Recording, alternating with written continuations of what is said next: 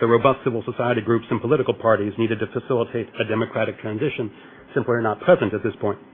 As a consequence, the prospects for democratization in the near term are not very good. In contrast, the prospects for liberal reform are reasonably strong. Substantial and well-organized domestic constituencies that advocate for greater constraints on state power, improve government accountability and transparency, and the protection of basic civil and political rights are well-established, well-entrenched, are articulate, and well-organized. It's these key institutional changes that would create a more liberal state. Let me talk a little bit about each of the groups that I think are the most important advocates of this conception of liberal reform that I just described. The first is the judiciary, which has a long and distinguished history of protecting the rights of Egypt's citizens. It is not a flawless history. One can find particular judges who have not subscribed to the view that I just mentioned a few moments ago and have acted in ways that compromise citizens' rights. But on balance, the idea that the judiciary has an obligation to apply law equally to ruler and ruled, and that the judiciary has an obligation to protect the rights of citizens, is very deeply ingrained in the professional identity of Egypt's judges. A second group that has expressed support for the liberal reforms that I described is the Muslim Brotherhood. It may seem a bit surprising to mention the Muslim Brotherhood and liberalism in the same sentence. The Brotherhood itself would not describe itself as liberal. My observation is simply that the Brotherhood, particularly over the past 6 or 7 years, has developed a political platform that incorporates the key aspects of liberalism that I mentioned a few moments ago, namely constraints on state power, strengthening the rule of law, and protection of many basic rights. The Brotherhood is far from perfect in its adoption of liberal principles. It falls short particularly with regard to the rights of Egypt's Coptic minority and the rights of women. But it's adopted a political platform that incorporates the key institutional reforms that are at the heart of more liberal government. In addition, it's drawn on Islamic doctrine to legitimate these institutional reforms, which helps to give these institutional changes a higher degree of legitimacy in the eyes of many Egyptians.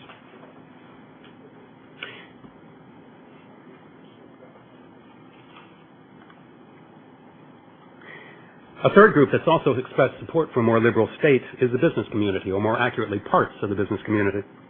One of the interesting developments in Egypt over the past 20 years has been the emergence of some business leaders who call for a more transparent and accountable state. They've adopted this position largely in response to the increasing arbitrariness of state power and the sheer complexity of state decision-making.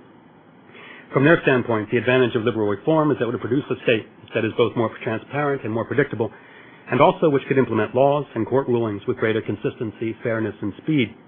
Those changes in turn would make it easier to attract investment and as well as technology. A fourth group that has expressed an interest in liberal reform is the reformist wing of the ruling party, particularly the Policies Committee headed by Gamal Mubarak.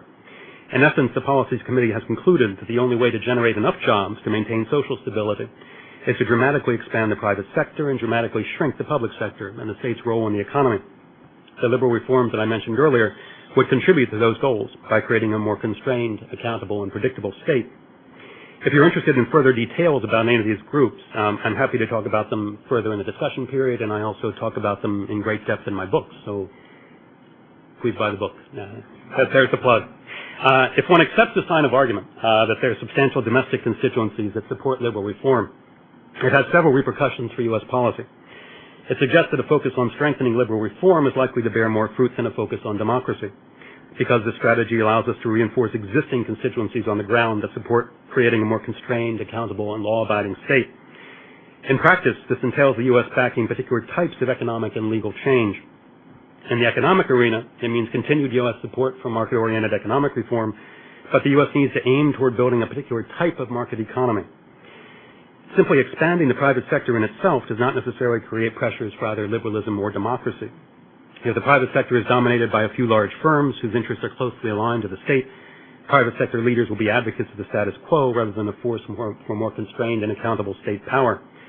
Our goal should be a large and diversified private sector that has substantial autonomy from the state in terms of sources of capital as well as markets.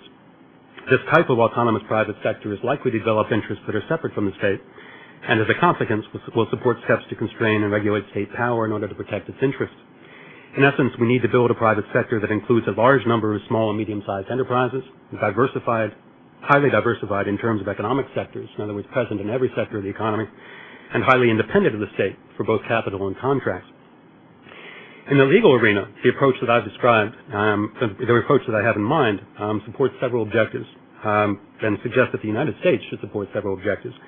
The first is stronger legal protection of basic civil and political rights, particularly rights to property, speech, and assembly, greater independence for the judiciary, as well as support for judicial training, and subsidiary to that, institutional changes that would lead to more effective and consistent implementation of court decisions, even when they run counter to the government's policies.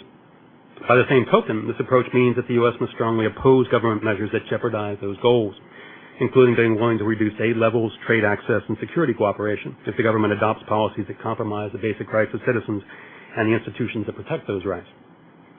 Similarly, if the government moves in the direction that I described, the U.S. should be prepared to increase aid and increase trade access, and thereby provide an incentive structure that rewards the sort of legal and institutional changes that produce a more constrained and accountable state.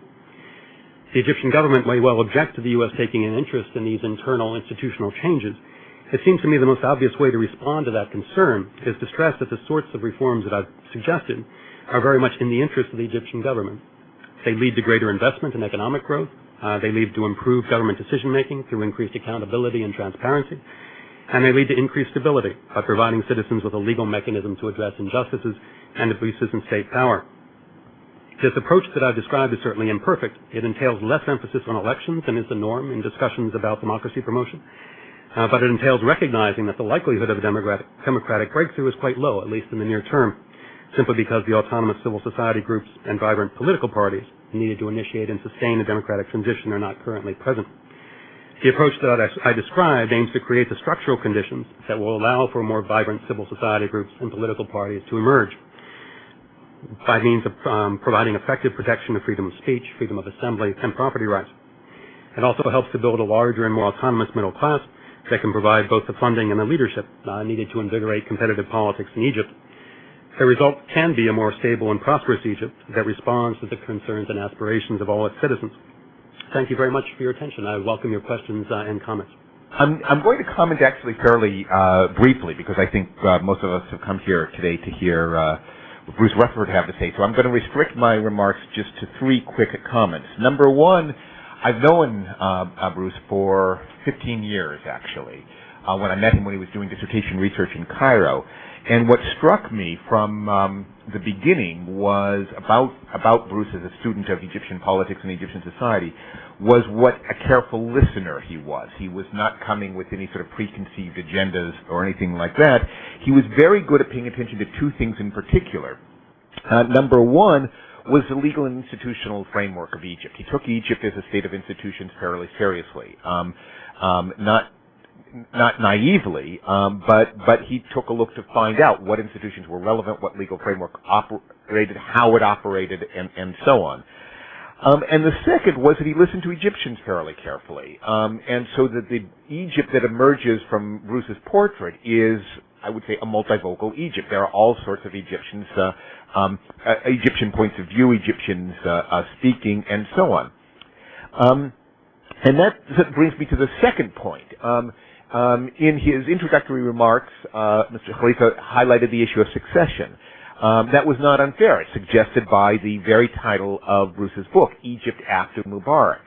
And yet what strikes me as certainly as I've read the book and as I listened to Bruce today, is what he is essentially doing is saying there are some prior questions that have to be asked before we get to questions of succession, before we get to questions of what Bruce addressed more directly in his remarks today, American policy. We have to understand how Egypt operates. We have to understand how Egypt operates in institutional terms, that is, what are the constraints and what are the forces at work, social, economic, political, and those he laid out.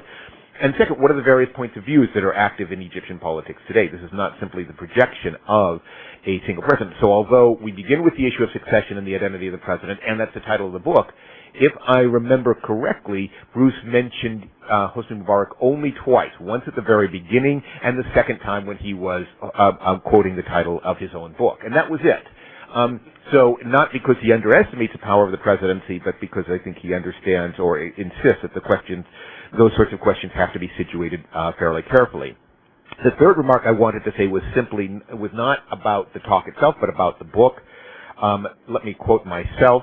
Bruce Rutherford helps us make sense of the voices emerging in Egyptian politics and understand how they resonate, neither denying Egyptian authoritarianism nor accepting its inevitability. Rutherford draws deeply on theoretical debates among scholars to elucidate politics in this vital and surprisingly complicated country.